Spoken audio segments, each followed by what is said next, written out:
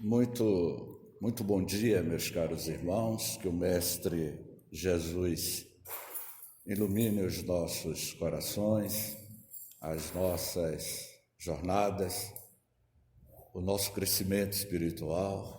A nossa amiga que eu tive o prazer de conhecer ontem, e que ela falou que em Salvador trabalha lá na Cobem, não é? Não é Cobem? Na Cobem.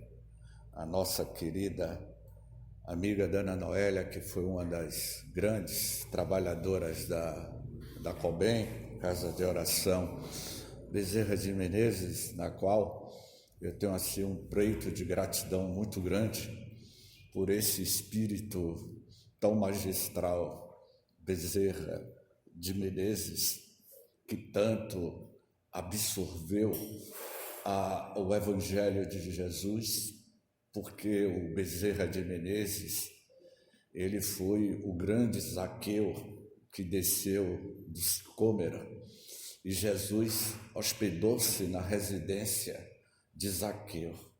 E na linha do tempo, depois de milênios de evolução espiritual, ele reencarna em Riacho do Sangue, interior dos sertões bravos do Ceará, com o nome de Adolfo Bezerra de Menezes Cavalcante, que é a reencarnação de Zaqueu.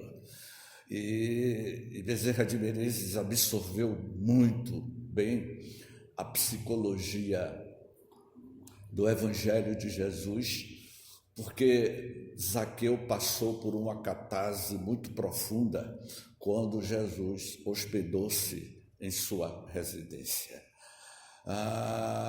E sabemos que o Evangelho ele é altamente transformador, muda radicalmente a nossa vida.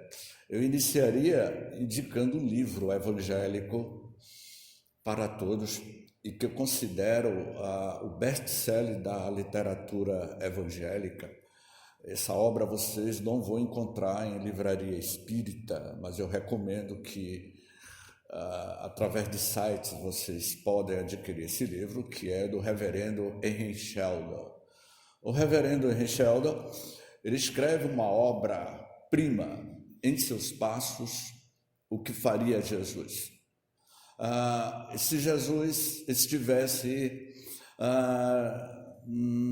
na sua vida, e se Jesus estivesse em sua situação, o que você faria? É uma obra fascinante, já foi vendido mais de 100 milhões de exemplares nos últimos 100 anos. Em seus passos, o que faria Jesus? E certamente a proposta da manhã de hoje é abordar nessa série psicológica de Joana de Ângeles, Jesus e o Evangelho à luz da psicologia profunda. Estamos comemorando os 2025 anos da implantação do Evangelho de Jesus na Terra. Já se passaram 2 milênios e 25 anos. Portanto, Joana de Ângeles, ao publicar Jesus e o Evangelho à luz da psicologia profunda, ela vai com esta obra no ano 2000, abordar em uma nova linguagem para que as novas futuras gerações entendam que as parábolas de Jesus, elas são terapêuticas. As parábolas de Jesus, ela tem uma conotação de autotransformação no mundo interior de cada um de nós. Então, eu vou iniciar apresentando alguns eminentes personalidades que marcaram a história da psicologia, da psiquiatria mundial. São vários, mas eu coloquei os principais, mais conhecidos de todos. Certamente o mundo não seria mais o mesmo quando esse austríaco, Freud, ele reencarnaria em 1856, ou seja, um ano antes da publicação do Livro dos Espíritos. O Livro dos Espíritos foi publicado em 1857, Freud reencarnou no ano de 1856 na Europa, onde estava ocorrendo um novo impacto, tanto político, social e espiritual, como vocês vão ver mais adiante. Então Freud, ele iria sim revolucionar a história da psicanálise, porque a sociedade humana de então precisava ter figuras de peso nessa área de entendermos os meandros da mente humana. E o Freud, ele muito bem, e que mais tarde ele formaria alguns codiscípulos que seguiria os estudos de Freud. Vejamos bem. E ele deixou uma vasta literatura para ser revista. E o mais impressionante nos nossos estudos que quando, no ano de 1939, ele desencarna, ele retorna ao mundo espiritual. E eu sempre digo, médico na Terra, médico no mundo espiritual. Professor na Terra, professor no mundo espiritual. Engenheiro da CHESP na Terra, engenheiro no mundo espiritual. Muito provavelmente você vai estar conectado com o que você mais desenvolvia na Terra. Psicanalista na Terra, psicanalista no mundo espiritual. E vocês têm como exemplo o André Luiz. Ele foi médico na Terra quando ele desembarca no mundo espiritual, porque às vezes eu troco a palavra desencarnação por desembarque, porque literalmente a gente desembarca. E André Luiz, ele teve que rever todo o seu conceito de médico. Ele teve que aprender novos parâmetros da medicina espiritual. A medicina espiritual estuda a estrutura do perispírito. E vejamos bem. Então Freud, depois apareceu Jung, na Suíça, Áustria, Suíça, 1875, reencarna Jung. Todos esses espíritos que estavam reencarnando no século XIX, estavam fazendo parte de um grande projeto espiritual para, vamos dizer assim, para dar continuidade ao grande advento dessa revolução, a revolução que o Espiritismo estava impactando na humanidade no século XIX, com o surgimento do Consolador Prometido. Nada dessas figuras não vieram à Terra por mera casualidade. Houve todo um planejamento muito bem arquitetado pelas falanges, pelos diretores espirituais do planeta Terra, que elaborou uma planilha reencarnatória desses eminentes pensadores que iria dar a sua grande contribuição. E Freud, ele, mais do que Jung, mais do que Freud, ele absorveu muito bem a questão da mediunidade. Eu tenho um livro de Freud que fala Jung e a mediunidade, e ele foi chegando lá na porta da questão dos nossos problemas mentais, emocionais, está relacionado, como eu falei ontem, das interferências de inteligências espirituais que vive praticamente justaposto conectado, essa palavra nova agora, conexão, não é? Conectividade entre o plano invisível e o plano físico. Então ele muito bem soube absorver. Cadê? Para cá? Está passando aqui. Eu coloquei aqui Melanie Klein, que são esse livro aqui, não é? 1882, 1960, Melanie Klein. Ela com a sua maestria, porque cada ser humano, ele reencarna na Terra com a sua missão. Melanie Klein. Me parece, Maciel, que ela reencarnou para trabalhar a questão da sensibilidade da infância. Cada um de nós temos uma missão. Ela era um poço de amorosidade. Se Melanie Klein tivesse um consultório de psicanálise em Salvador, sala 103, clínica de Melanie Klein, sala 104, clínica de Freud, e sala 105 de Jung e de Lacan, eu ia para a Melanie Klein. Não é? Eu iria para ela, a sensibilidade. Todos eles são excelentes. E temos aqui 1901, 1981, Jacques Lacan, na França. Essas figuras, como vocês estão vendo aí, eles praticamente, salvo exceção de Lacan, mas todos eles reencarnaram no século XIX, nesse grande projeto reencarnatório, como vocês vão ver mais adiante, que tinha alguém por detrás planejando, arquitetando um novo paradigma para a medicina da mente em um próximo futuro que seria o século XX e o século XXI.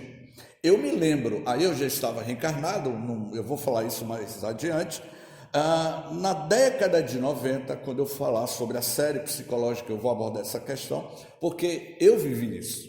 Eu vi vários amigos meus que eram engenheiros, que eram arquitetos, que no início da década de 90, eram da minha época de juventude espírita, eles começaram a fazer psicanálise, a estudar psicologia. O querido Adenauer, ele era bancário, ele trabalhava na Caixa Econômica, e outros amigos, o Djalma também, ele era engenheiro, e o Djalma foi fazer psicanálise. Então houve uma geração, no início dos anos 90, que estava, vamos dizer assim, sob uma nova egrégora, um novo direcionamento por conta da influência das obras da série psicológica de Joana de Ângeles. E o mais impressionante, Rosângela, foi o encontro deles no mundo espiritual. Eu pagaria uma fortuna para ter uma roda, um conclave com esses pensadores, repensando a psicanálise agora no mundo espiritual. Fascinante, né? E eu tenho certeza que quando o Maciel desencarnar junto com o Rosângela, eles vão se encontrar com essa turma toda lá. Luciene também vai. Luciene, é mesmo, Luciene. Você vai junto, Luciene. Então,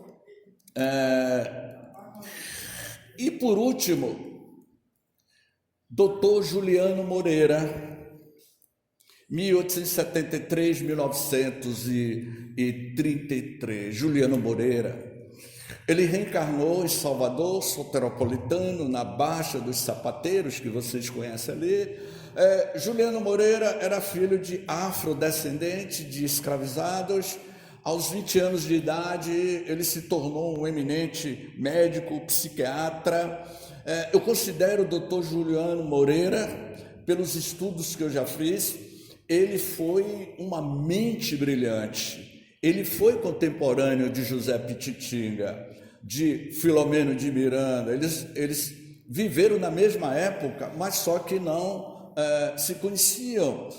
E Juliano Moreira, ele vai assumir, já com aos 25 anos de idade, a clínica, o sanatório psiquiátrico em Engenho Velho de Brotas, que ali tinha o sanatório psiquiátrico, e ele vai desenvolver alguns estudos. Juliano Moreira, ele tinha algumas pesquisas que ele falava que os transtornos mentais de certos alienados estava relacionado à questão da epiderme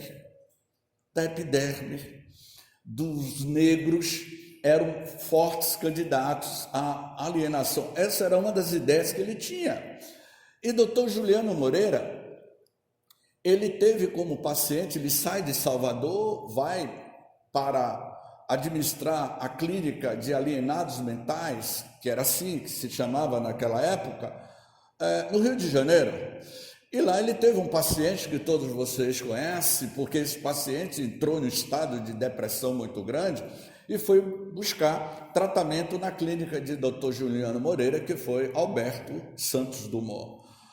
Santos Dumont, ele começou a ter depressão por conta de que na Primeira Grande Guerra Mundial, o seu invento, a aeronave, o avião, estava sendo utilizado para tirar vidas, e aquilo mexeu emocionalmente com Santos Dumont, e ele ficou durante 2 meses na clínica psiquiátrica fazendo tratamento com o doutor Juliano Moreira, e mais tarde ele vem a tirar a própria vida. Ele também, doutor Juliano Moreira, ele desencarna. Só que quando ele chega no mundo espiritual, com quem ele vai encontrar? Ele se encontra com Joana de Ângeles, com Amélia Rodrigues, com Filomeno de Miranda, com José de Tinga e com essas outras figuras. Opa! A visão que nós temos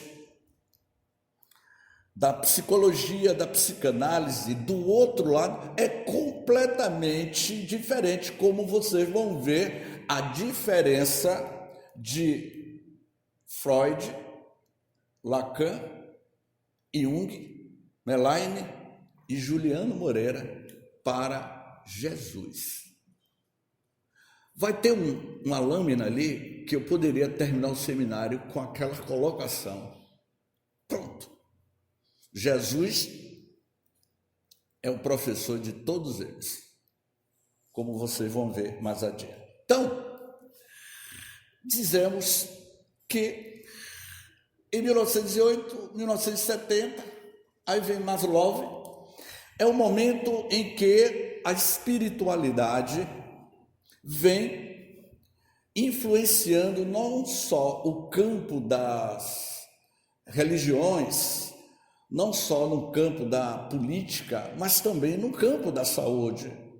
Ontem eu não falei sobre a influência dos espíritos em nossas vidas. Então, essas figuras foram reencarnando para trazer uma nova ordem, uma nova visão. Se nós estamos buscando um mundo de regeneração, o mundo de regeneração perpassa pela modificação da nossa mente. Aí Maslow e Stanislaw Grof, em 1931, eles vêm e apresentam a psicologia transpessoal não tem um único criador, mas foi estabelecida a partir do trabalho de vários psicólogos e teóricos, como Abraham Maslow e Stanislaw Grof, figuras centrais que oficializaram na década de 60 o movimento. Surgiu da necessidade de estudar e contemplar experiências humanas que transcendam como estados alterados de consciências, experiências místicas e a autorrealização. Os anos 60 foi o ano da revolução das mulheres. Lembra, Rosângela? Olha, a irmã Rosângela não estava encarnada. Lembra, minha senhora? A senhora que tem 83 anos, minha mãe tem 85 anos. Eu me lembro por conta dos estudos. Eu me lembro que quando eu tinha 10 anos de idade, minha mãe estava com 30 anos mais ou menos, e eu queria entender aquele período da década de 60 que houve uma explosão da revolução da mulher na sociedade, a revolução sexual, o descobrimento do anticoncepcional, para que vocês entendam o que era o anticoncepcional na década de 60, era uma bomba atômica no organismo da mulher. O anticoncepcional era do tamanho de um sorrisal. Aquilo mexia com o processo biológico da mulher, que era tamanho. Só agora, Rosângela, que eu entendo porque que minha mãe, quando eu era garota, ela ficava irritada, me batia. Devia ser por conta desse anticoncepcional que reagia nela. Então, foi nesse período que a espiritualidade já estava os conduzindo nesse processo cíclico da transição planetária. Todo esse projeto desses grandes pensadores faz parte da transição ética, moral e espiritual das civilizações humanas. E aí a gente vai ter, não é? Agora, 16 obras, a série psicológica de Joana, Jesus e a Atualidade. Em 1990, Joana de Ângeles, ela começa a psicografar essa série de obras, o Homem Integral, uma obra-prima, em busca da verdade. Eu considero, Rosângela, dentre as 16 obras, em busca da verdade, me parece que a senhora Joana de Ângeles, ela se autossuperou, porque ela vai fazer uma análise dentro da psicologia, a parábola do filho pródigo. É impressionante como ela fez um estudo profundo nesse quesito. Então, na década de 90, Joana de Ângeles, sob a égide de Francisco de Assis, um dos diretores espirituais do nosso território brasileiro, junto com Ismael, Joana de Ângeles, ela, na década de 70, década de 80, Joana de Ângeles psicografava mensagens de edificação, livros de mensagens de consolação.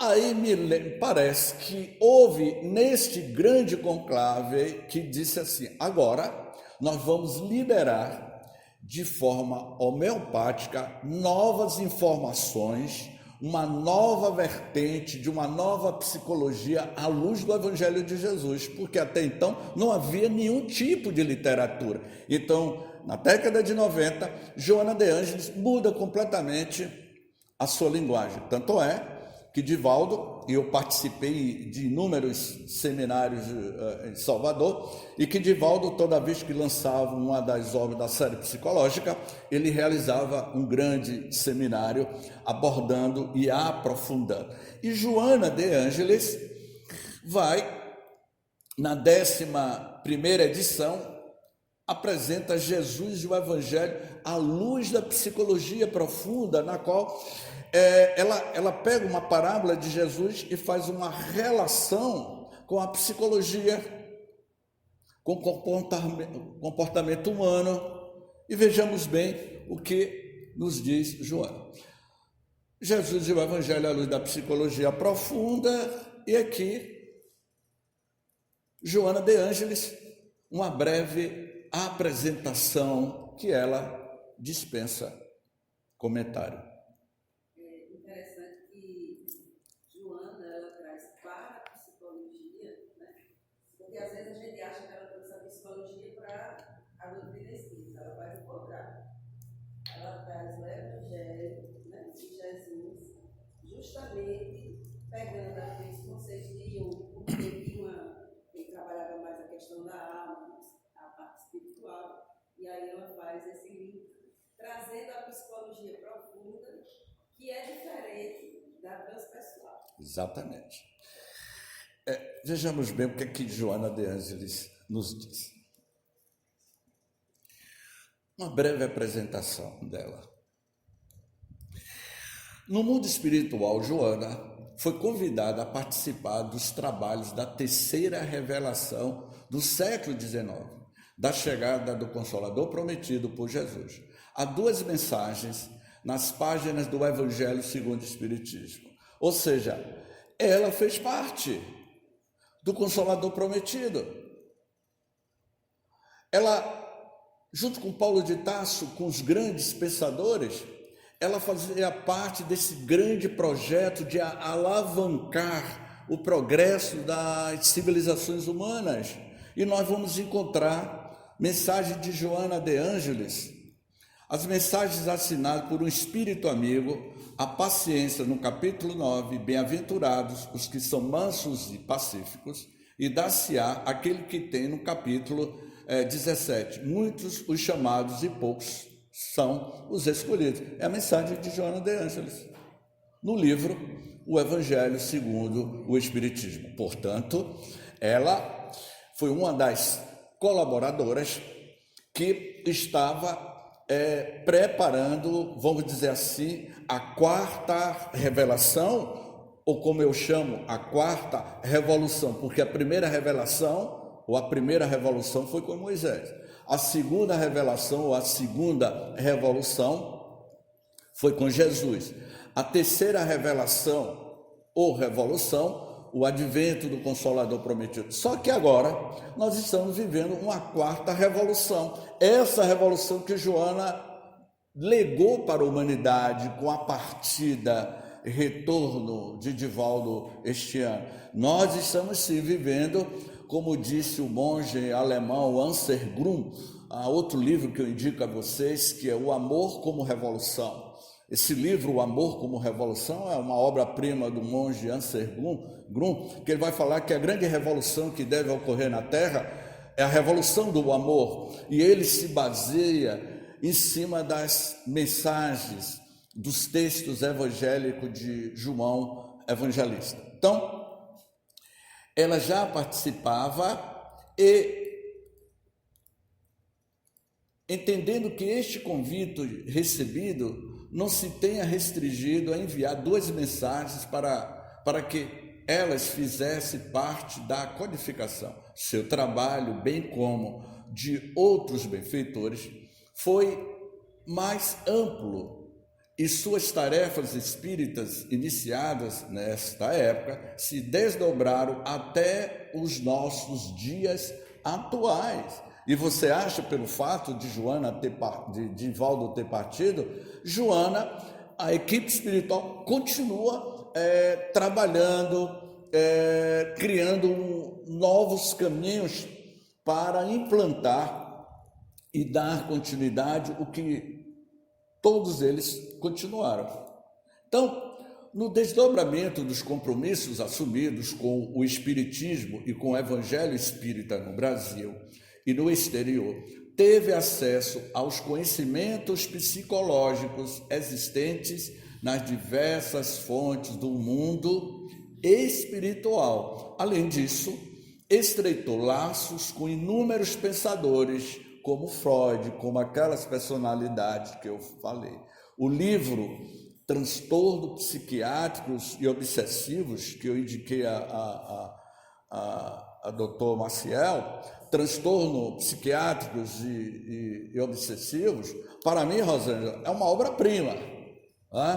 É ali que ele fala desses encontros, que doutor Juliano Moreira teve que rever todo o seu conceito de psiquiatra quando ele teve encontro com Joana de Ângeles nesse grande conclave, que eles foram marcando os pontos. Olha, isso aqui a gente tem que começar a dar uma nova linguagem, uma nova formatação, em uma dialética utilizada no século passado. Teve um que eu não falei, que é Gustave Le Bon. Gustave Le Bon, ele foi um psicólogo, um psicanalista do século XIX, e ele escreveu A Psicologia das Massas.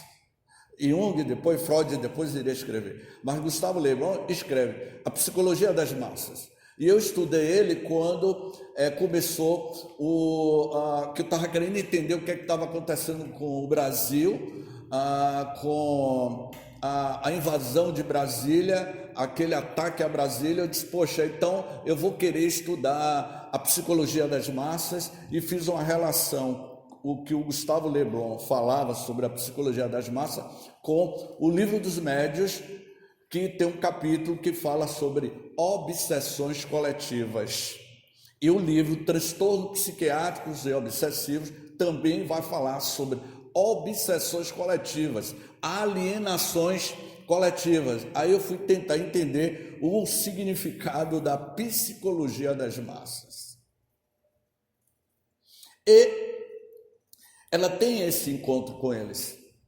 E lá ela diz o seguinte: além de haver uma síntese sua e dos espíritos com quem dialoga frequentemente, estes livros são impregnados das suas próprias experiências nos dois planos da vida. Ela, quando foi Joana de Cusa, ela teve encontro com Jesus. Ela realizou uma catarse com Jesus. Jesus orientou a Joana de Cusa porque ela queria deixar o maridão, porque o maridão estava dando um problema a Joana de Cusa. A Joana de Cusa teve 2 filhos, um deles foi queimado vivo ao seu lado. Depois a gente vai encontrar Joana de Cusa na personalidade de Clara de Assis com Francisco de Assis. Depois a gente vai ter outro encontro com Joana de Cusa no México, como Soror Juana de la Cruz. E lá ela era uma monja que ela administrava uma baita de uma biblioteca e ela trocava farpas, vamos dizer assim, de forma bem humorada, no ano de 1600 e pouco. Ela vivia mandando cartas ou e-mail, que e-mail não existia naquela época. Ela mandava cartas para Padre Antônio Vieira e ficava questionando o Padre Antônio Vieira. Ela escreveu grandes pensamentos, Soror Juana de la Cruz.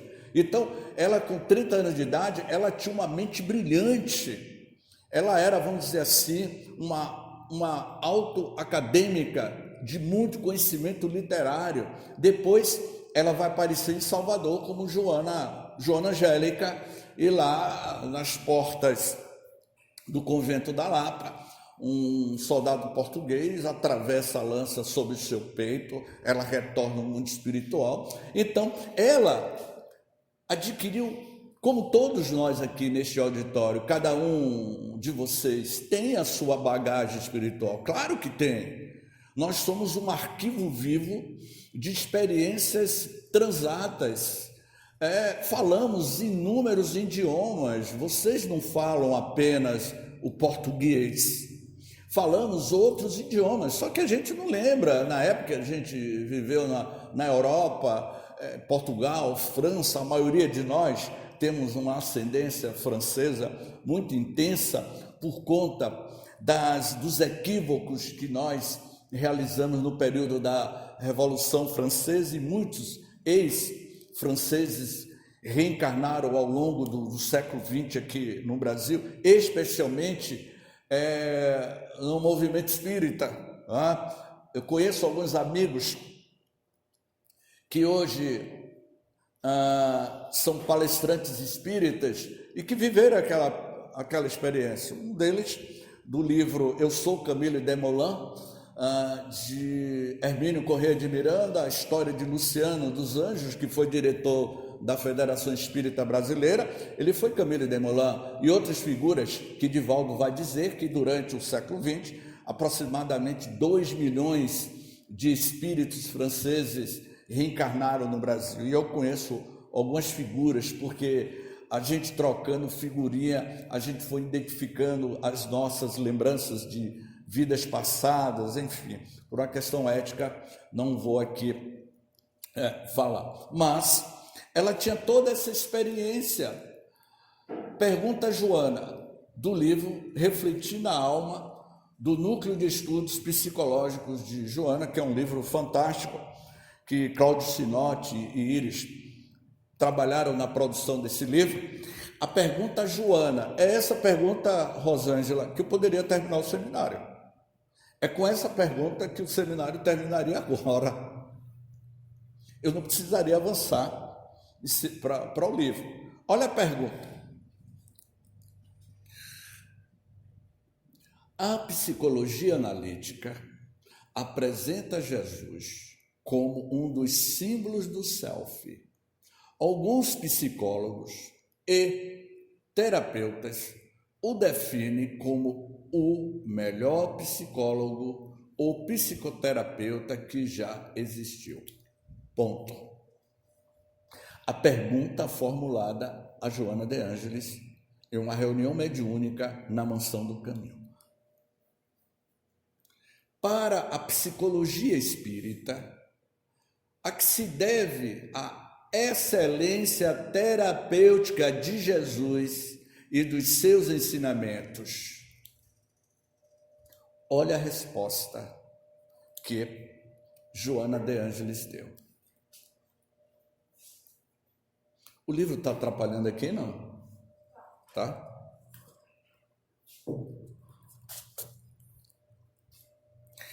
Olha a resposta.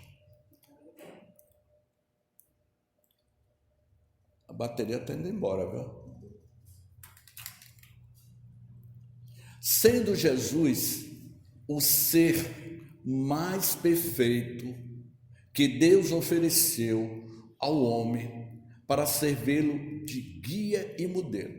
Questão 625 do Livro dos Espíritos.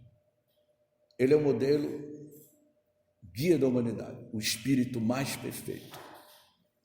É natural que seu conhecimento a respeito do ser humano ultrapasse tudo quanto se pode imaginar.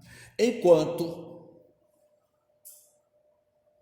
Jung, Freud, Lacan, todos eles, Rosângela, Maciel, Luciene,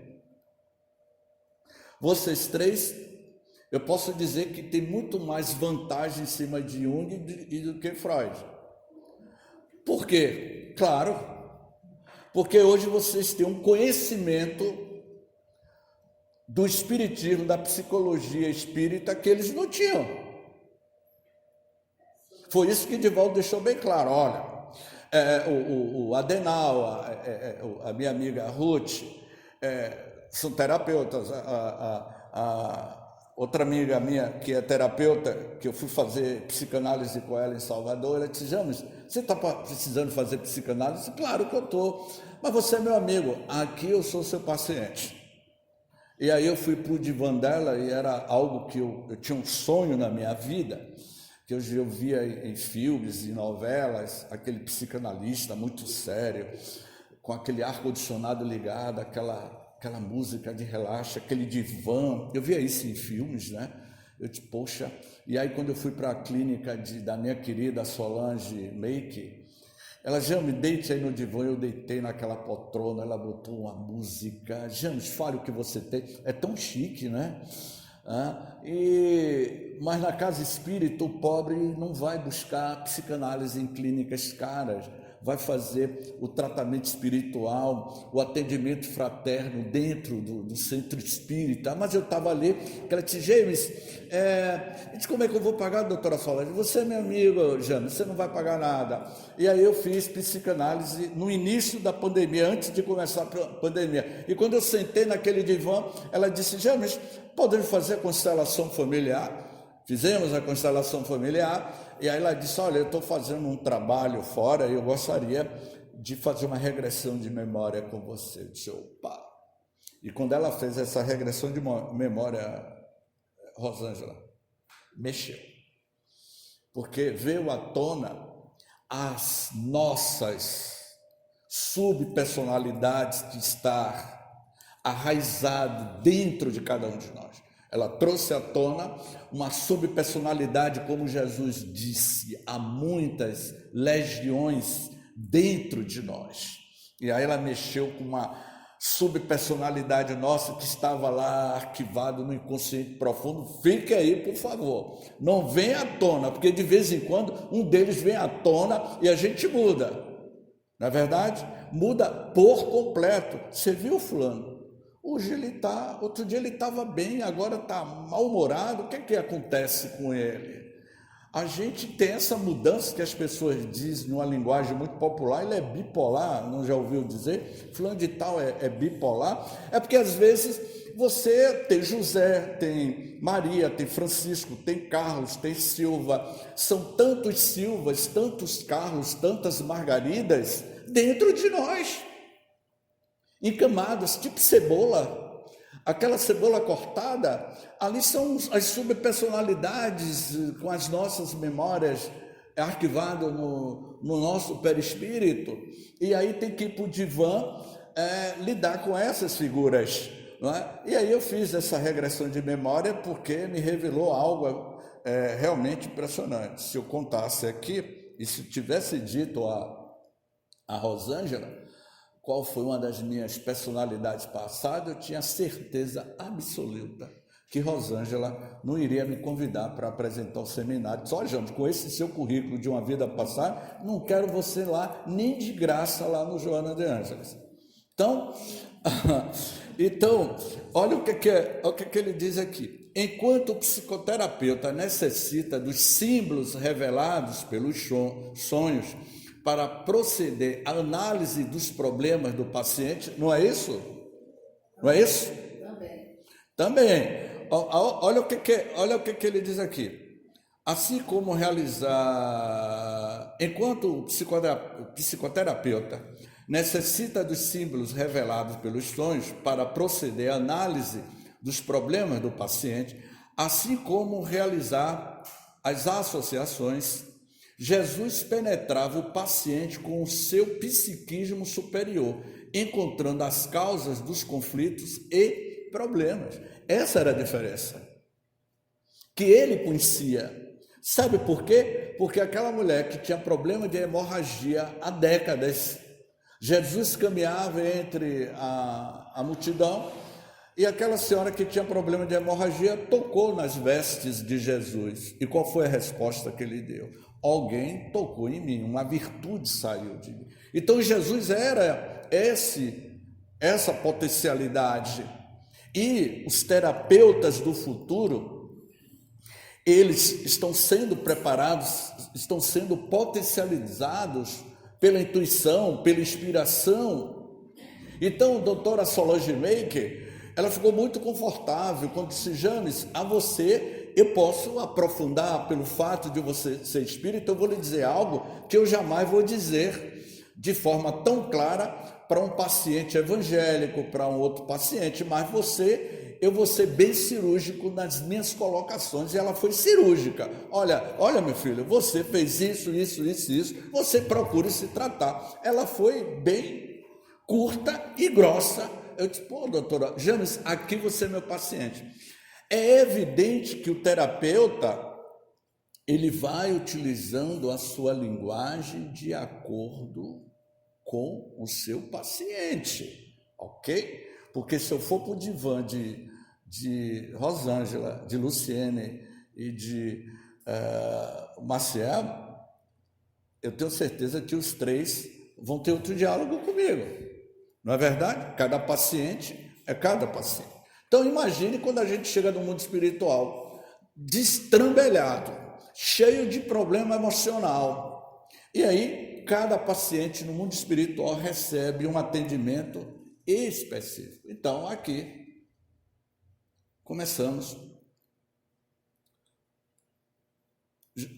Termina dessa lâmina ainda. Vivendo numa época em que predominava a ignorância em forma de sombra individual e coletiva, qual ocorre também nestes dias, embora em menor escala, Jesus cingiu o lado escuro da sociedade e das criaturas, iluminando as consciências com a proposta de libertação pelo conhecimento da verdade, integração nos postulados soberanos do amor. Então, meus queridos amigos, essa mensagem de Joana, de Jesus, mostra claramente que nós estamos vivendo uma nova onda, um novo movimento. Jesus é o mais notável ser da história da humanidade. A sua vida e a sua obra são as mais comentadas e discutidas dentre todas as que já passaram pela cultura e pela civilização através dos tempos. Eu estou usando algumas imagens que eu gostaria que vocês prestassem atenção nas imagens, não é? Essa imagem aí é de Caravaggio, foi um grande pintor que viveu, eu peguei aqui até os dados dele. Caravaggio, ele nasceu numa cidade agrícola na Itália, entre a Lombardia e Milão. Ele reencarnou no ano de 1571 e desencarnaria em 1610, aos 39 anos de idade. Caravaggio, essa mente brilhante, com essas obras-primas que você vai ver ao longo da apresentação, ele tinha problema de transtorno, ele era bipolar, ele tinha problema. Eu acho que se juntasse Jung, Freud, todos eles, para tentar entender a cabeça de Caravaggio. Essas mentes brilhantes, eles são problemáticos. E vocês vão ver aí, eu vou fazer alguns comentários em cada imagem associada ao texto do Evangelho. Então, Joana de Ângeli, neste capítulo, Soberana Lei, não penseis que eu tenha vindo destruir a lei ou os profetas. Joana de Ângeles, ela vai dar uma definição nessa passagem do Evangelho que diz o seguinte: a lei natural que vige em todo o universo é a de amor, que se exterioriza de Deus mediante a sua criação. A lei divina é por amor. O cosmo, o universo, as diversidades de mundos que habitam, é regido por uma única lei. Há muitas moradas na casa do Pai. O que rege o nosso universo, a diversidade de mundos e de outras civilizações, é regido por uma única lei, a lei de amor. O Evangelho de Jesus é um código de ética cósmico universal. A síntese das parábolas de Jesus, todas essas parábolas, ela é sintetizada no sermão das bem-aventuranças. Perceberam? Então, olha que imagem linda, de Caravaggio, a sensibilidade que ele tinha de perceber. Essa imagem eu coloquei tentando fazer uma associação com o reino. O meu reino não é deste mundo, João. Ali estava apenas um jovem de 33 anos, 1,75 m de altura, cabelos encaracolados, cor de ambar. Essa definição, Rosângela, é dada no livro Primícias do Reino, de Amélia Rodrigues. Amélia Rodrigues, ela descreve as características biológicas de Jesus. Agora, tem um livro que não é espírita, é apenas uma ficção. Esse livro é interessante. É um livro escrito por um escritor, Juan Benítez, um escritor espanhol. Ele escreveu, na década de 90, uma série de livros sobre Cavalo de Troia. E se vocês querem realmente conhecer quem foi Jesus, a Operação Cavalo de Troia é um livro que é pura ficção, até onde vai a ficção e a imaginação do escritor que está escrevendo uma ficção. Juan Benítez escreve a Operação Cavalo de Troia, que eles inventam uma máquina no tempo, eles viajam até o tempo de Jesus, uma semana antes de Jesus ser crucificado. Jason, um cientista americano, dentro de uma máquina do tempo, viaja até a época de Jesus e descreve Jesus com forma fidedigna. Ele descreve os últimos momentos de Jesus, a empatia de Jesus. E quando Juan Benítez esteve aqui no Brasil, no programa de Jô Soares, sendo entrevistado, Jô Soares pergunta a Benítez: vem cá, esse livro que você escreveu aí, isso é uma obra mediúnica? Ele disse: não, é uma ficção, mas você descreve Jesus e os últimos momentos da vida de Jesus de forma tão fidedigna que você fala na primeira pessoa. E quando Divaldo Franco tomou conhecimento do livro, ele disse: esse autor, esse escritor espanhol, ele teve acesso às mesmas informações que o Chico Xavier teve quando psicografou o livro Boa Nova. O livro Boa Nova, que é impressionante. Então, lê Cavalo de Troia, você realmente é impressionante. E ele descreve Jesus, este homem que esteve conosco em corpo físico. Ele tinha um corpo biológico igual ao nosso, só que a diferença é que a ascendência espiritual dele era completamente diferente da nossa. A estrutura biológica de Jesus era perfeita. Jesus não tinha problema de, de enxaqueca, de disse não me disse. Jesus não tinha problema de ficar fazendo fofoca, ele não tinha problemas emocionais, ele não tinha nada disso. Ele nasceu em um corpo preparado para a ascendência espiritual do espírito mais perfeito que esteve na terra. Então ele tinha que ter uma estrutura biológica perfeita. Ele não vivia de fofoca. Essas emoções negativas ele não tinha. Ele estava acima desses problemas. Às vezes ele interagia com o emocional do outro, principalmente com Simão Pedro, que deu muita dor de cabeça a Jesus, não é? Então, o meu reino não é deste mundo.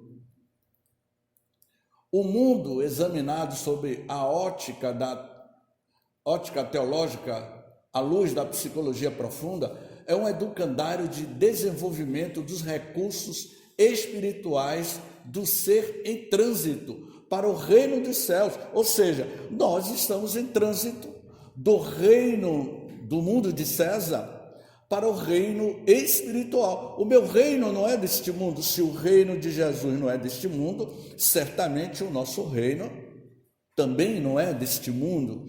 É um mundo transitório, não é? Estamos aqui de passagem. Na visão da psicologia, embora ele se referisse às esferas de onde procedia, e eu perguntaria, como eu questionei ontem, qual foi a esfera de onde Jesus procedeu?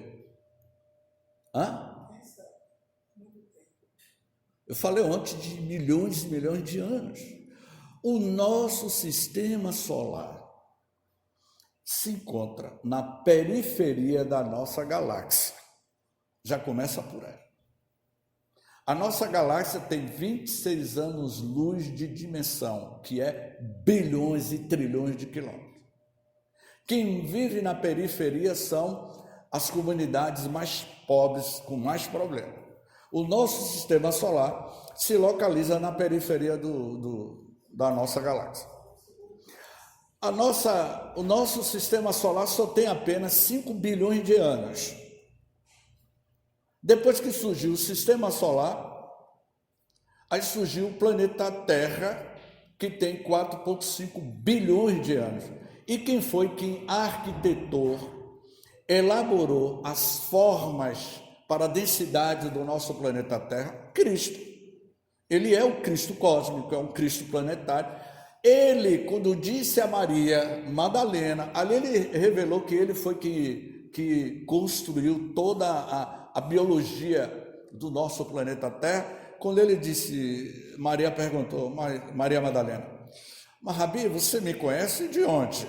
Só, Maria, eu conheço você há muito tempo. Se ele disse para ela que conhecia ela há muito tempo, eu conheço todos os meus rebanhos. Eu sou pastor conduzindo as ovelhas. Então ele conhece a história espiritual de cada um de nós. Então ele, conforme está no livro Evolução em Dois Mundos, ele é o co-criador em plano maior. Ele é o Espírito, junto com a equipe espiritual, elaborou, arquitetou de forma gradativa o que mais tarde seria a Mãe Gaia, esse planeta maravilhoso. Então ele conhece a nossa história. Então ele sabe que o reino dele são outras paragens muito mais avançadas. E é para lá que todos nós estamos gravitando. Como disse Joana de Ângeles no livro Constelação Familiar, todos nós estamos gravitando ao derredor deste Cristo solar, não é? Então, olha outra imagem, a realeza de Caravaggio, ele era realmente fantástico. São capítulos do livro. A realeza é outro capítulo. Tu dizes, sou rei, nasci e não vim a este mundo senão para dar testemunho da verdade. Claro que o livro é muito extenso. Eu fiz uma síntese, peguei uma boa parte dos capítulos e algumas citações que eu achei muito pertinentes. Eu vim ao mundo para dar testemunho da verdade. E qual é o testemunho que nós estamos dando diante do conhecimento do Evangelho de Jesus? Conhecereis a verdade vos... Não estou ouvindo.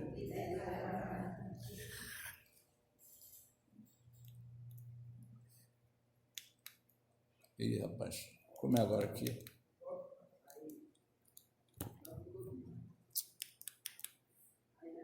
Aqui. É aqui, né? Não nasci e não vim a este mundo senão para dar testemunho da verdade. Aquele que pertence à verdade escuta a minha voz. Então, quando Jesus dialogava com seus discípulos, ele utilizava esta terapêutica. O que é a verdade naquele célebre diálogo entre Jesus e Simão Pedro, altas horas da madrugada, no fundo do quintal, vamos dizer assim, no fundo do quintal da residência de Simão Pedro. Jesus já estava exaurido, cansado de ter atendido uma multidão. Como terapeuta, uma multidão batia a porta da residência de Simão Pedro. A irmã Lua já brilhava no fundo do quintal, sentada em cima de uma madeira, de um tronco. E Jesus derramou as suas primeiras lágrimas. Simão Pedro se aproxima e diz: Rabi, por que choras? E Jesus responde: Simão, a humanidade não entendeu ainda a minha mensagem. Então, Senhor, o que devemos fazer? O que devemos fazer, Simão, é buscar o nosso Pai como a verdade absoluta. E Simão pergunta: Senhor, e o que é a verdade? A resposta que ele deu: a verdade é a luz divina total. A verdade é a luz divina total. Então, aquele que pertence à verdade escuta a minha voz. E o que é a verdade? A verdade é relativa de acordo com a evolução espiritual individual de cada um de nós. O que para mim é verdade, para o outro não é. Cada um está no seu nível de percepção, de maturidade. Acordei hoje 5 horas da manhã. Fui para o terraço do prédio, do hotel onde eu estou hospedado. Era por volta das 7 da manhã. E eu estava tentando me conectar com o trabalho de agora. Ao subir para o terraço, eu contemplei aquela... Como é o nome da árvore que está dando aquelas flores? Eu aí apontei o meu celular, tirando fotos lá do terraço. Ali eu estava tranquilo. Me sobe um cidadão que estava hospedado, sentou uma mesa próxima com a digníssima patroa, ligou o celular e era uma reportagem que falava de assassinato, que fulano de tal matou não sei o quê. Eu disse: será o Benedito? Era o Benedito. Vocês perceberam que cada um está dentro do seu próprio mundo, do seu próprio universo, como eu falei ontem? Eu olhei para a cara do sujeito e disse, por favor, comigo mesmo, pode um negócio desse. E ele estava se alimentando, tomando café, ouvindo aquelas reportagens, 7 horas da manhã. O carro atropelou não sei quem, e aconteceu, foi em Aracaju, não sei onde é que era, uma reportagem no celular, e ele ia se alimentando, e ouvindo aquelas reportagens. Teve a hora que o meu olhar, Rosângela, cruzou com o olhar do sujeito. Na hora que eu estava indo à mesa, eu olhei assim, tentando dizer algo, ele não estava nem aí, ele estava blindado com as suas formas de pensamento. Então, cada um tem a sua verdade. Viver na Terra, nos dias atuais, minha irmã, é o maior desafio. A verdade espanca a sombra. Olha, rapaz, essa Ju. Eu estava dizendo à minha filha esses dias, eu não queria ser mãe hoje. Eu fui mãe em 83, hoje eu não queria ser mãe de jeito nenhum. É muito difícil criar um filho hoje.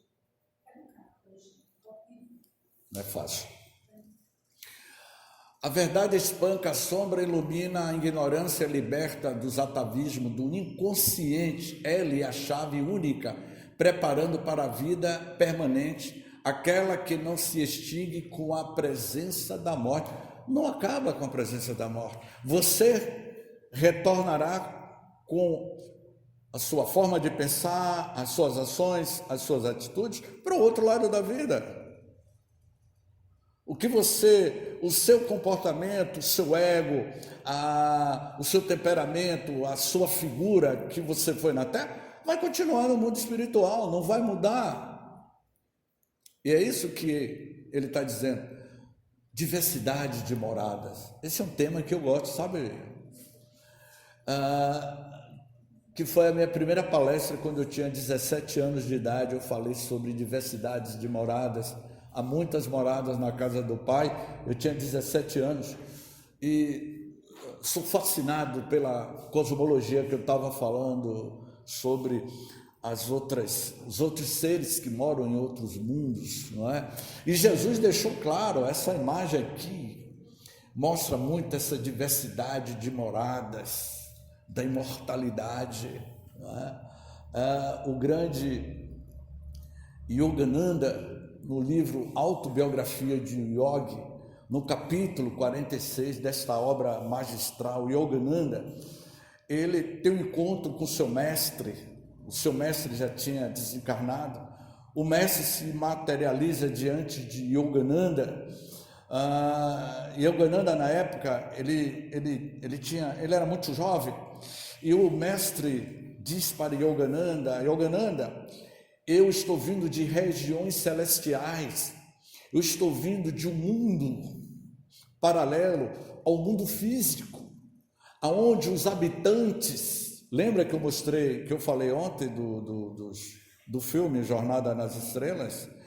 Eu estou vindo de um mundo aonde todos nós somos espíritos que não temos mais os estigmas da raça humana.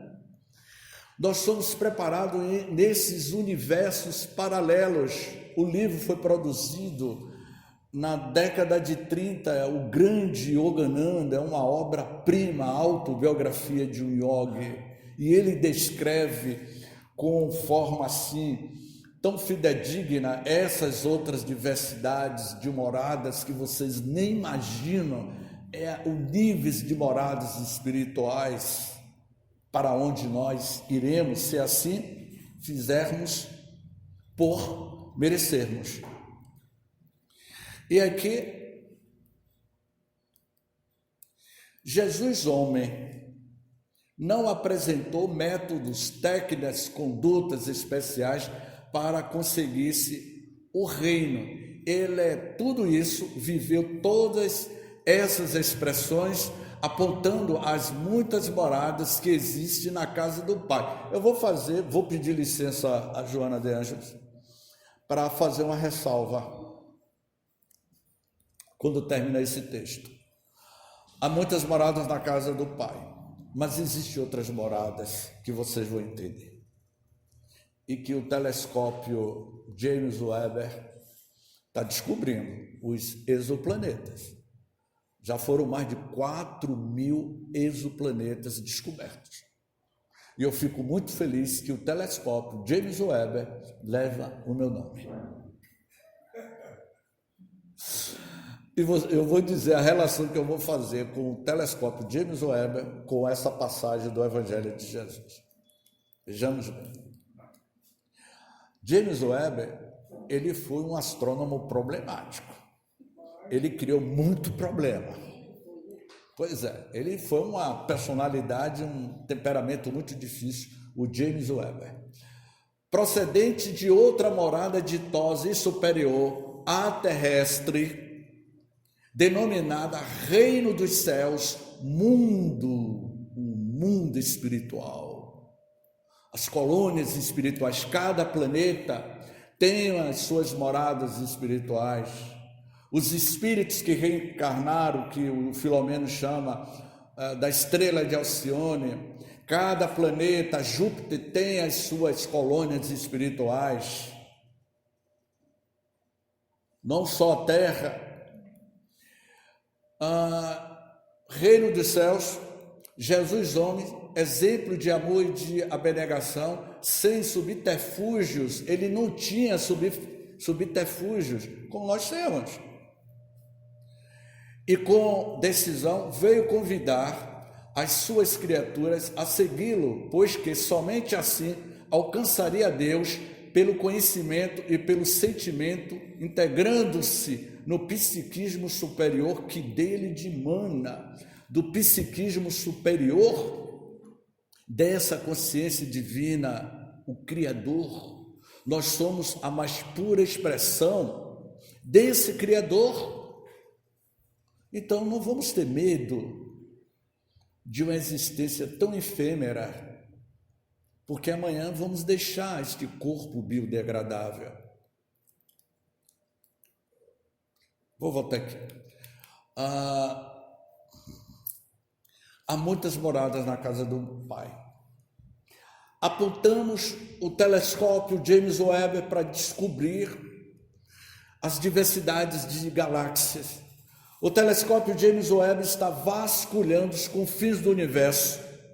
Só que eu digo que, em vez de você apontar o telescópio para descobrir outras galáxias, apontem o telescópio para dentro de si e descubra as diversidades de moradas que existem dentro de cada um de nós. Há muitas moradas na casa do Pai também.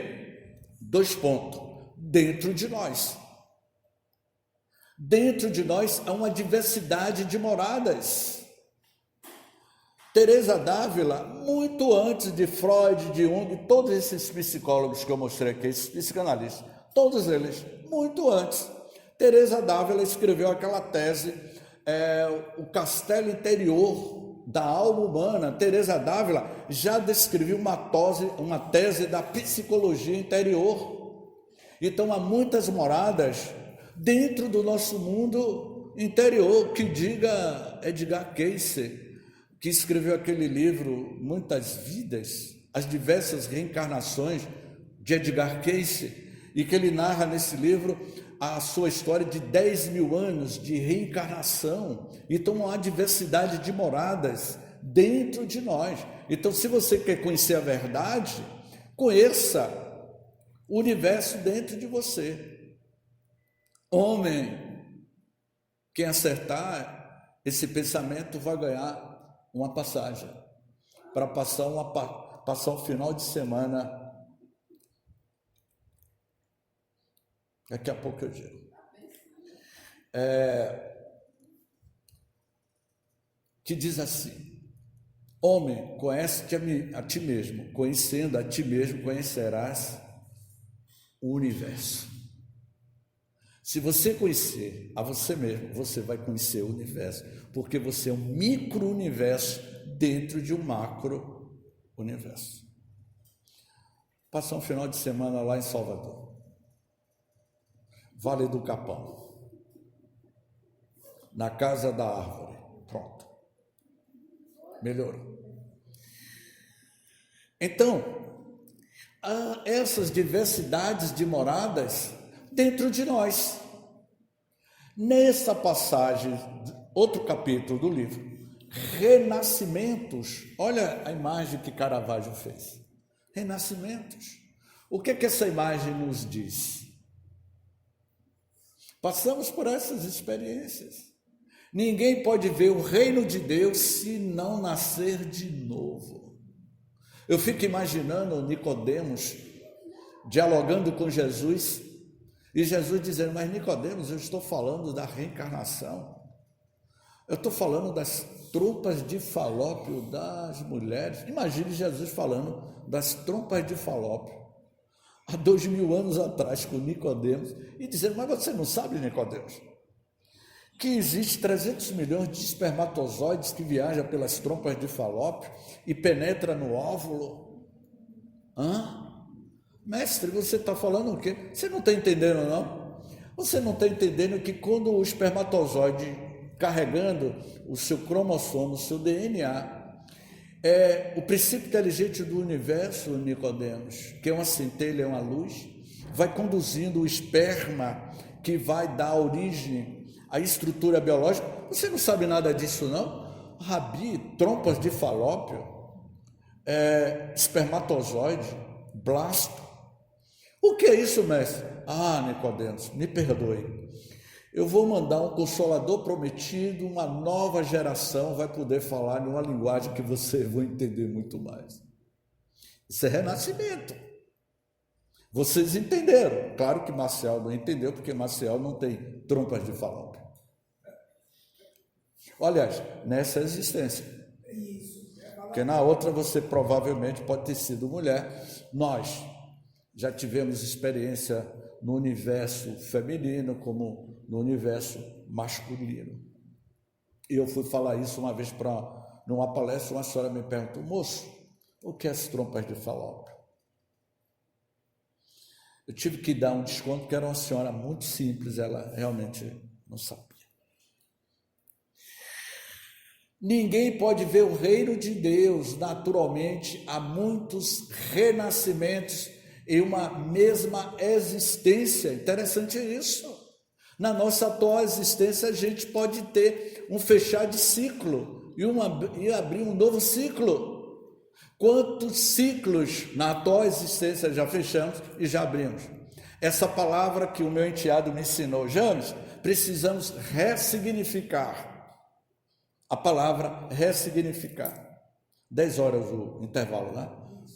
Ressignificar a nossa vida, a nossa existência. Eu conheço um pouco da história do meu amigo Marcel, ele conhece a minha história. Eu me lembro um pouco da história de Rosângela, de vez em quando eu me lembro de Rosângela e a gente fica fazendo aquela associação. Poxa, teve uma época que Rosângela passou, eu estava lá em Salvador, mas eu acompanhava, ela teve uma fase difícil, não é, da vida dela. Ali ela ressignificou cada um de nós. Imaginem aquela jovem senhora com 83 primaveras, 83 anos, quantas vezes ela não ressignificou a vida dela? Perceberam? Naturalmente, há muitos renascimentos em uma mesma existência. A cada momento, o ser psicológico renova-se quando trabalha pelos valores éticos e libertando da sombra que o confunde, constituindo esse esforço uma nova existência de conquistas e de transformações a que se submete. Eu peço licença a vocês para um relato pessoal. Não é nada de... não estou me exibindo, mas como isso nos toca. Na terça-feira, agora, eu ia ligar para Maciel para cancelar a viagem. Terça-feira agora, eu estive prestes a ligar para Maciel e dizer: Maciel, infelizmente, vamos cancelar o seminário, o evento, que eu não vou poder ir. Porque minha mãe está na UTI, em estado grave, com infecção pulmonar. Ela teve um AVC isquêmico e eu não viajei quinta-feira para cá, eu dormi de quarta para quinta, eu dormi 2 noites no hospital. Minha mãe está entubada lá e eu acho que eu não vou poder viajar. E eu passei 20 dias em cima da cama, com crise de colunas, e eu perguntei ao fisioterapeuta, eu vou fazer uma viagem longa, será que eu vou suportar? Com tudo isso eu estava para cancelar. E aí eu disse assim, não vou ligar para Maciel, eu vou realizar essa viagem porque os meus amigos na terra e na espiritualidade nos aguardam. Com todas as dores, com todos os sacrifícios, estamos aqui.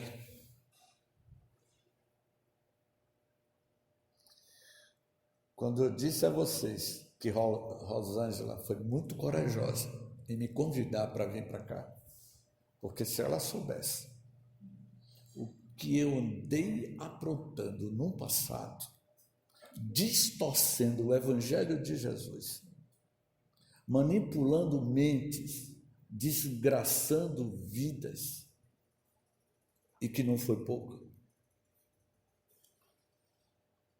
Você olha para a cara de Rosângela, para a cara de Maciel, essas caras de santo. Agora, imagine James, Rosângela, Luciene e Maciel, essas 2 figurinhas que estão aqui. Então, assim, é ressignificar, é saber que acima de todas essas questões existe algo maior, minha amiga. Vamos lá. Naturalmente, há muitos renascimentos, a cada momento o ser psicológico renova-se quando trabalha pelos valores éticos, libertando da sombra que o confunde, constituindo esse esforço para uma nova experiência de conquistas e de uma transformações a que se submete. No entanto, nenhuma parafrase pode substituir o sentido profundo do nascer da carne, do nascer do espírito, qual o vento que sopra onde quer e ninguém sabe de onde vem e nem para onde vai. Nós somos ser em trânsito, porque amanhã não sabemos aonde estaremos. No dia 19 de outubro do ano 2125, às 15:10 da manhã de um domingo do dia 19 de outubro do ano 2125, aqui em Paulo Afonso, há 100 anos no futuro, todos vocês, ninguém vai saber mais quem foi vocês. A população é que seria outra. Esse prédio aqui estará sendo habitado por outras pessoas, não sabemos. E aonde nós estaremos? Um quadro seu já desapareceu. As suas redes sociais, os YouTubes, já deixou de existir. É para a gente pensar. Nicodemos, despertando ante a resposta, compreendeu-a de tal forma que, lúcido, volveu à interrogação: como pode nascer um homem já velho? Pode entrar no ventre de sua mãe? Eu indicaria o filme The Chosen. A minissérie no Netflix, The Chosen. Que obra-prima! Ali é a dimensão humana do Cristo. É uma obra-prima aquele filme.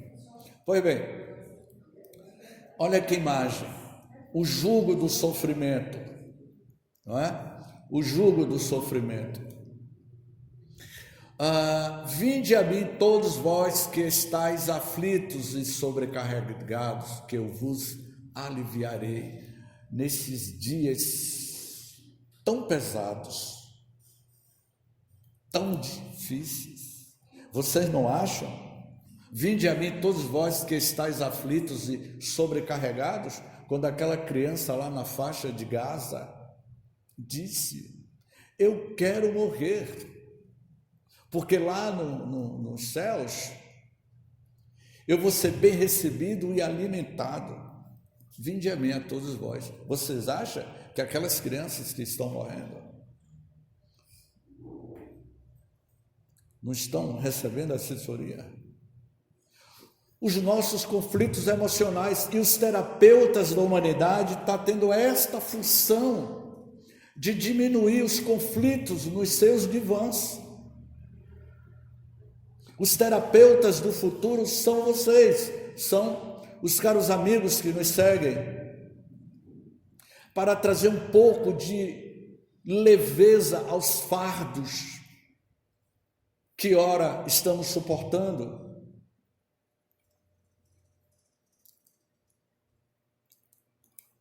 O homem Jesus, absolutamente lúcido e conhecedor, ele tinha uma lucidez tamanha do self, que ele mantinha a organização humana, era todo luz, esse self dele, hein, meus amigos? Era todo luz, e o nosso self? Aparência. Nosso self hoje é aparência. Caramba! Eu fiquei com... Jesus não tinha inveja, mas nós temos inveja, somos invejosos. Quando eu tomei conhecimento que Chico Xavier tinha a aura de 10 metros quadrados de luminosidade, eu fiquei curioso para saber a luminosidade da minha aura. E na época, eu paguei uma fortuna para tirar uma foto do meu dedo polegar com a máquina Kirlian, isso no ano de 1991. Paguei uma fortuna. E quando tiraram a foto do meu dedo polegar, porque esse Chico tinha uma luminosidade de 10 metros quadrados de luz, eu queria saber qual era a minha luminosidade, a aura, a luz da aura reflete as emoções espirituais do ser.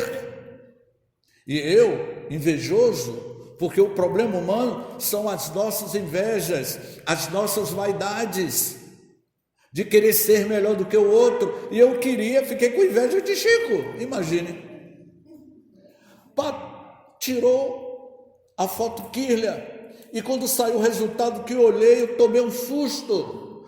A minha aura tinha aproximadamente 0,5 milímetros de luminosidade, não tinha nada, estava escura.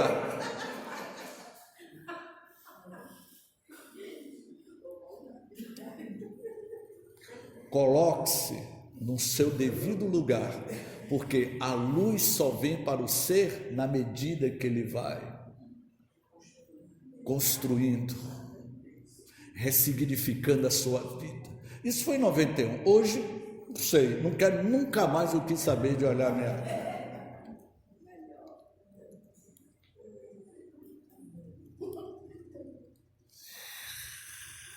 O lado escuro que devesse ser penetrado, a fim de erradicar mazelas, desde que o houveras superado em experiências, inúmeras experiências passadas, nas esferas superiores de onde provinha. Quando nós não estamos sendo educados na terra, estamos sendo educados no mundo espiritual.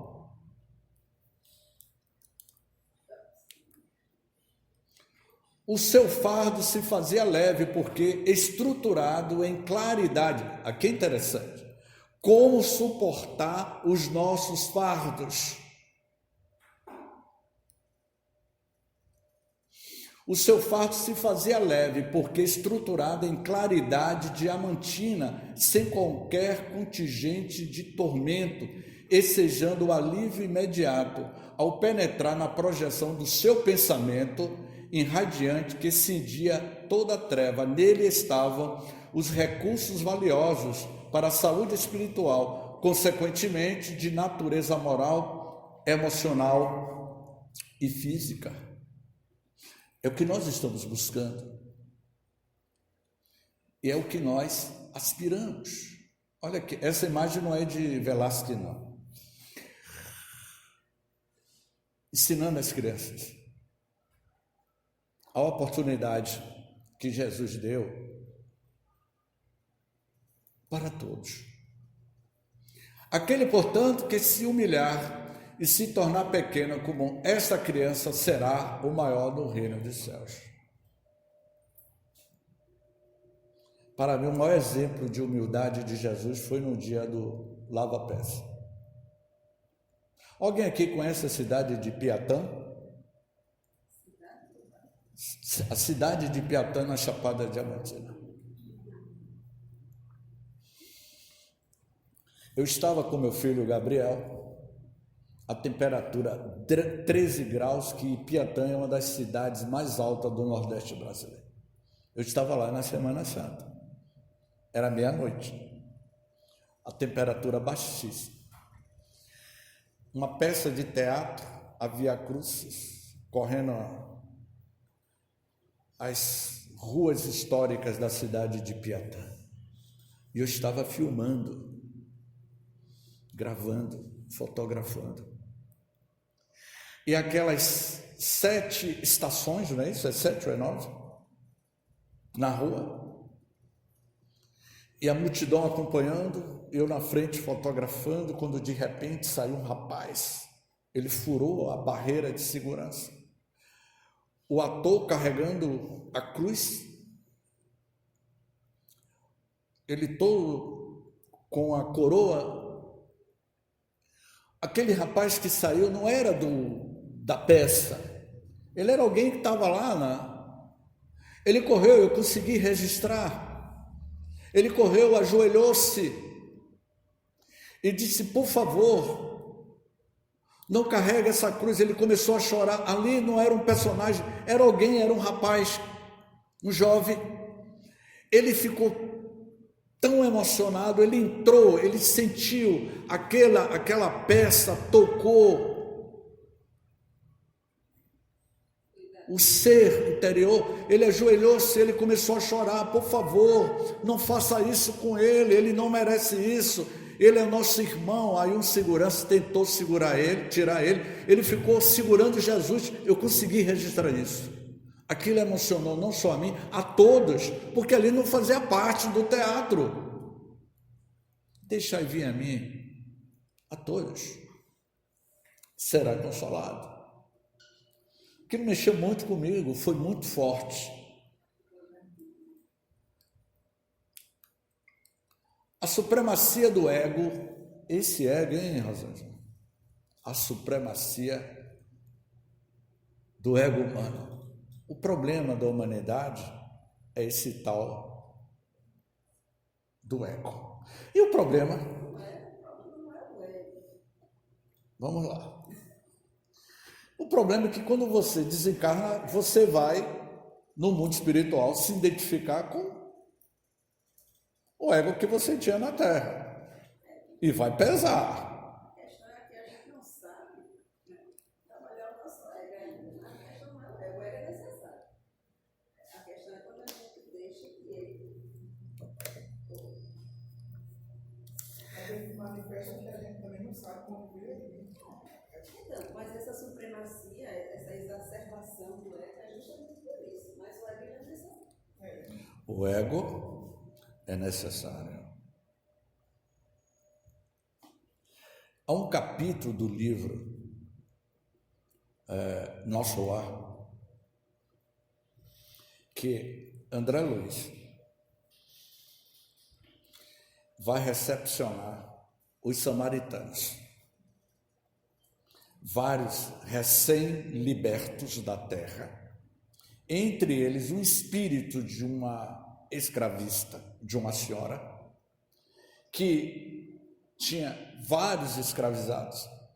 Ela, já no mundo espiritual, André Luiz vai tentar tirá-la da padiola, do local, do transporte. Ela logo foi dando uma alfinetada de André Luiz: cadê os meus serviçais? Mas senhora, mas quando eu estava na terra, o padre Amaro dizia que se o padre Amaro tinha os seus escravos, por que eu não posso ter os meus escravos? E cadê eles aqui para me auxiliar? Quem é você? Ela já chegou cheio de pompa. Ela não baixou a bola, passou um período no umbral e ainda carregava os seus estigmas emocionais. Aí André Luiz disse: poxa, não muda, hein? André Luiz, quando chegou lá, cheio de pompa, tentando dar carteirada, ele foi tentar dar carteirada em quem? No ministro Clarencio, André Luiz. Não, eu quero voltar para a terra, eu quero visitar os meus entes queridos. E aí ele furou a fila, não é isso que a gente faz? Furar a fila? Querer dizer, você sabe com quem você está falando? André Luiz chegou no cenáculo, onde o ministro Clarencio estava atendendo todo mundo. Ele foi passando na frente de todo mundo e disse: ministro, eu quero que o senhor me atenda. Aí tinha uma senhora que o ministro estava atendendo, a senhora olhou para ele e disse: quem é esse cara pálida? Aí o ministro Clarencio disse: olha, todos que estão aqui estão aguardando, por favor, aguarde. E aí o ministro Clarencio foi o que fez, deixou ele por último. Você, infelizmente, não vai poder receber autorização para rever a sua família, porque você ainda não está preparado psicologicamente para rever a sua família, porque as suas emoções terrestres ainda estavam muito à flor da pele de André Luiz. Já vamos terminar aqui para o intervalo.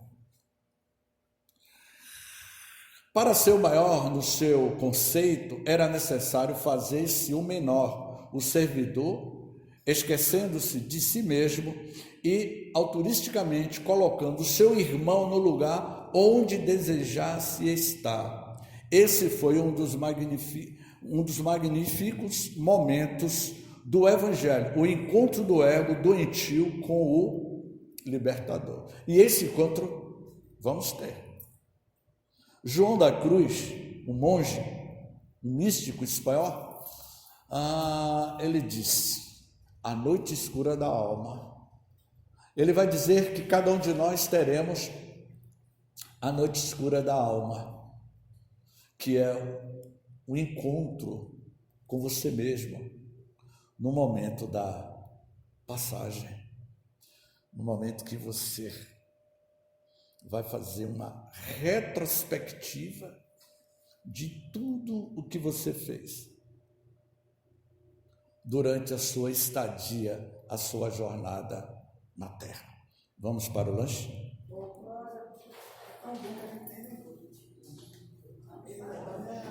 lá, Jair, comer. Vamos lá. Sim, peraí, minha amiga. Eu trouxe isso aqui para você. Fiz um dedicatório para você. Obrigada. Um para você e outro para meu amigo Marcinho. Aquele dia que você disse que estava dormindo com sua aluna, era por causa disso? Era?